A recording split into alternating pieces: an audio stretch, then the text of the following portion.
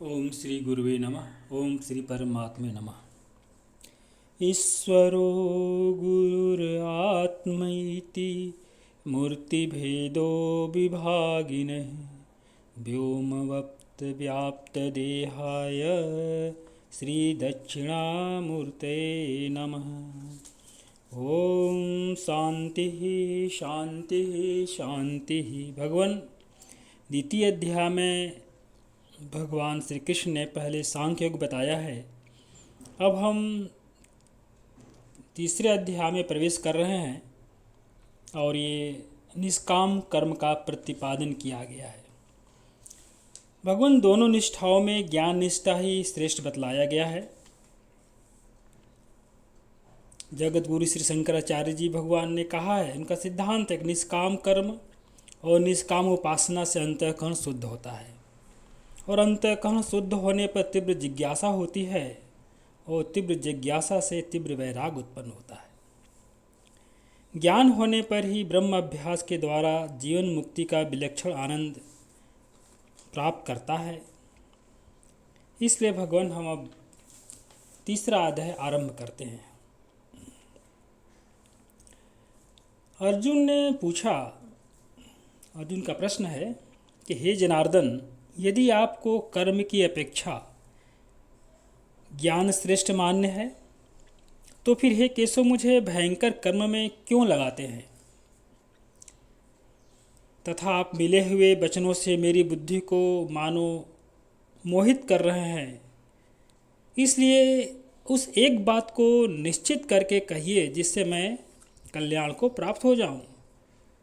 अब भगवान अधिकारी भेद से दो निष्ठाओं का वर्णन भगवान कह रहे हैं कि देखिए, हे निष्पाप अर्जुन, इस लोक में दो प्रकार की निष्ठा, साधन की परिपक्व अवस्था अर्थात पराकाष्ठा का नाम निष्ठा है। मेरे द्वारा पहले कही गई उनमें से सांख्य योगियों की निष्ठा तो ज्ञान योग और योगियों की निष्ठा कर्म योग से होती है। मनुष्य न तो कर्मों का आरंभ किए बिना निष्कर्मता को यानी योग निष्ठा को प्राप्त होता है और न कर्मों के केवल त्याग मात्र से ही सिद्ध यानी सांख्य निष्ठा को ही प्राप्त होता है। निसंदेह कोई भी मनुष्य किसी भी काल में क्षण मात्र भी बिना कर्म किए नहीं रहता, क्योंकि सारा मनुष्य समुदाय प्रकृति जनित गुणों द्वारा यानी सत्व रज तम परवश हुआ कर्म करने के लिए बाध्य किया जाता है। जो मूढ़ बुद्धि मनुष्य समस्त इंद्रियों को हठपूर्वक ऊपर से रोककर मन में उन इंद्रियों के विषयों का चिंतन करता रहता है, वह मिथ्याचारी है अर्थात दंभी कहा जाता है। किंतु हे अर्जुन, जो पुरुष मन से इंद्रियों को वश में करके अनासक्त हुआ समस्त इंद्रियों द्वारा कर्म योग का आचरण करता है, वही श्रेष्ठ है। तो शास्त्र विहित कर्तव्य कर्म कर, क्योंकि कर्म न करने की अपेक्षा कर्म करना श्रेष्ठ है तथा कर्म न करने से तेरा शरीर निर्वाह भी नहीं सिद्ध हो सकता। यज्ञ के निमित्त किए जाने वाले कर्मों के अतिरिक्त दूसरे कर्म में लगा हुआ यह मनुष्य समुदाय कर्मों में बंधता है। इसलिए हे अर्जुन, तू आसक्ति से रहित होकर उस यज्ञ के निमित्त ही भली भांति कर्तव्य कर्म कर। राम भगवान निष्काम कर्म का मतलब क्या होता है कि बिना कुछ चाहे हुए, बिना किसी प्रकार की कोई भी इच्छा मन में न हो कर्म करो। बिना कर्म के भगवान कहते हो तुम रह ही नहीं सकते हो। इसलिए कर्म में किसी प्रकार की आसक्ति नहीं होनी चाहिए। भगवान कर्म योग में क्यों प्रवृत्त करते हैं? क्योंकि कर्म में तो कष्ट ही होता है।